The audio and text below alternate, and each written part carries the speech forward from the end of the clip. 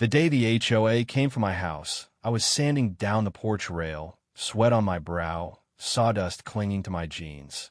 I'd built this place from the ground, you pevery nail. Every beam, every splinter in my palms a piece of me I couldn't put anywhere else. My name's Ethan Caldwell, and this wasn't just a house. It was the one thing keeping the storms in my head from swallowing me whole.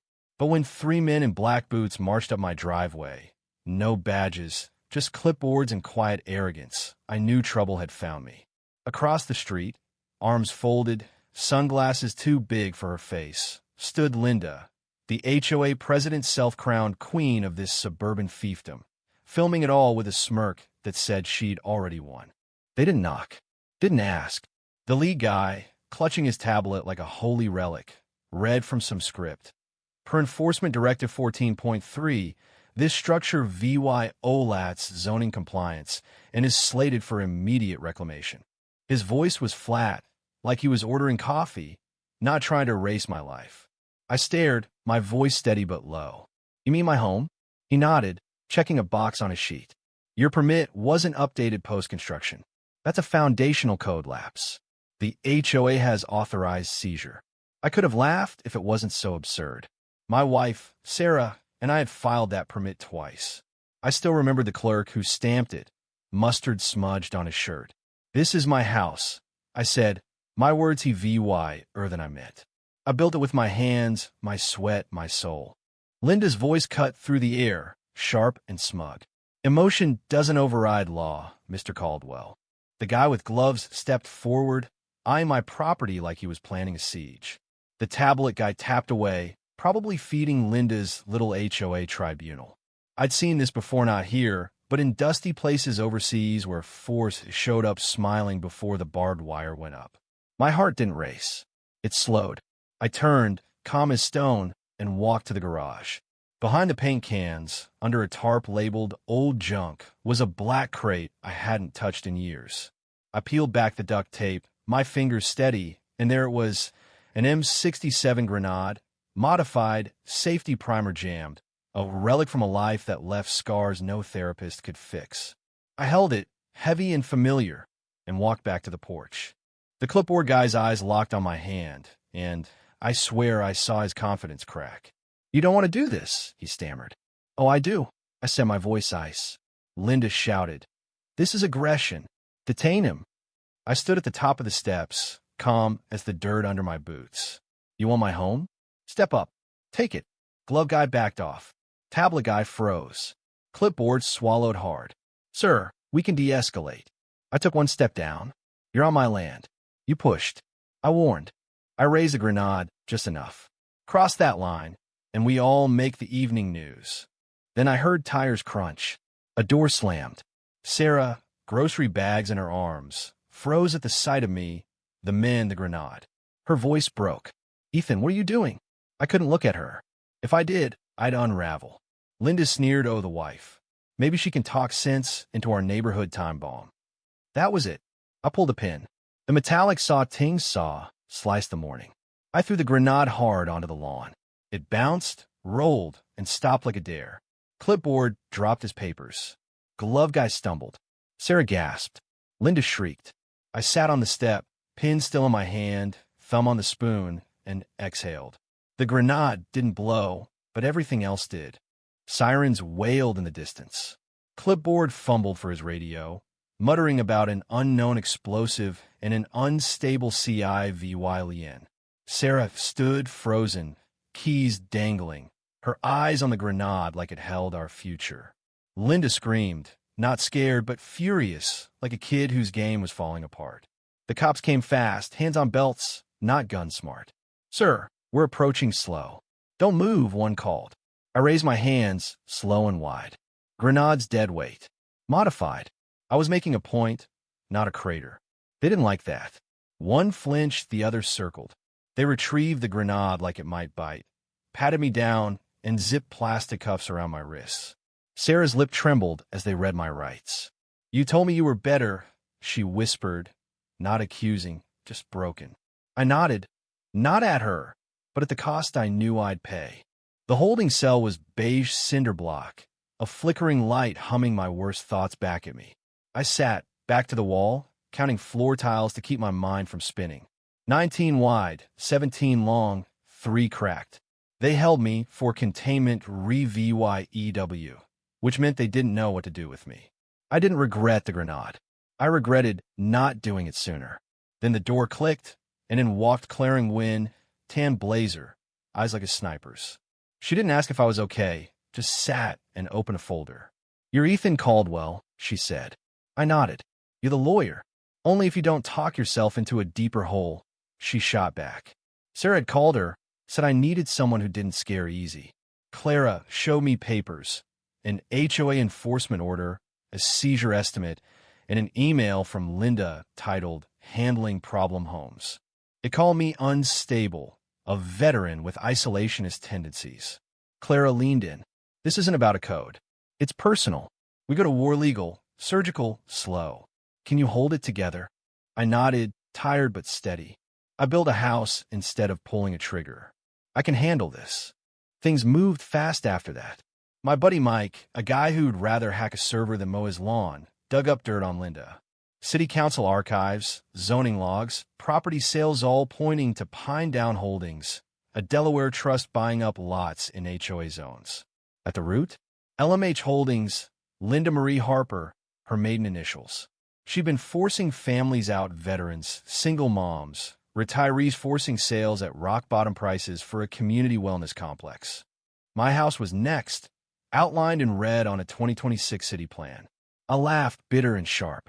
She wanted to bulldoze my home for yoga mats. Then came the ambush.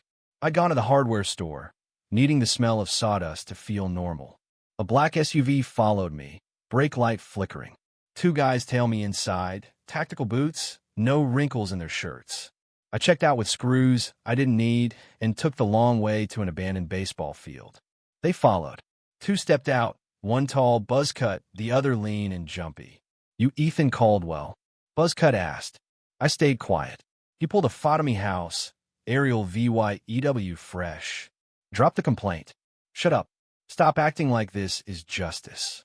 I saw the driver's pistol. "You done?" I asked. He swung. I ducked, slammed my elbow into his ribs.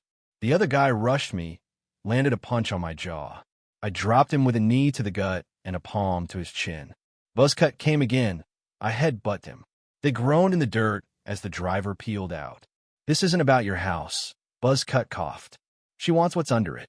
I limped to Clara's office, blood on my lip, ribs screaming. She didn't flinch, just took my envelope trail cam photos, tire tracks, dash cam footage.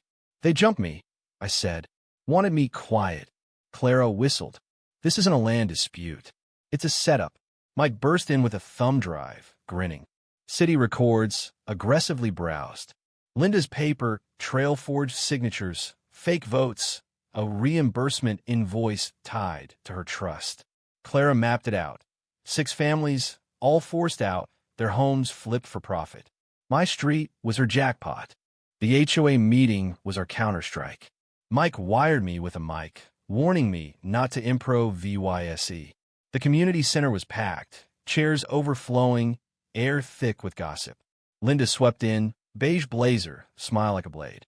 She droned about mailboxes and yard signs, then turned to me, voice syrupy. An ongoing concern about community safety. I raised my hand. "What makes a house a threat, Linda?" She blinked, smile tight. "Code violations, volatile behavior VY, or..." I cut in sharp. "You're not answering." Her eyes flickered. "Explain LMH Holdings," I said. The room went dead. "The trust with your initials, buying homes you force out." Mike played her voice. "Caldwell's unstable. Press hard, he won't last." Gasps rippled. He flashed emails. Fake signatures 3 from dead residents. Clara walked in, black blazer, folder in hand. "This isn't slander. It's EVY Denke. You're recorded, Linda, and sued for fraud, falsification, and harassment." Linda's face drained. "Meeting adjourned," she croaked. No one moved. I walked out, not the guy with the grenade, but the guy with the truth. Linda vanished. Her house dark, her HOA flag gone. But the war wasn't over. Sarah hadn't come home. Her note saw, "Don't make me choose between the man I married and the one they arrested saw lived in my pocket, creased from rereading. Her mug, the one that said "Build, don't break," was missing. I wasn't sure she'd come back. Then came the summons. Linda versus Ethan Caldwell, defamation, harassment, restraining order. Clara expected it. She's flipping the narrative, testing you. Linda went on a mom blog, crocodile tears, calling me a troubled vet with a weapon. Clara said, "Let her. We'll show the predator, not the VY Tim." Mediation was a circus.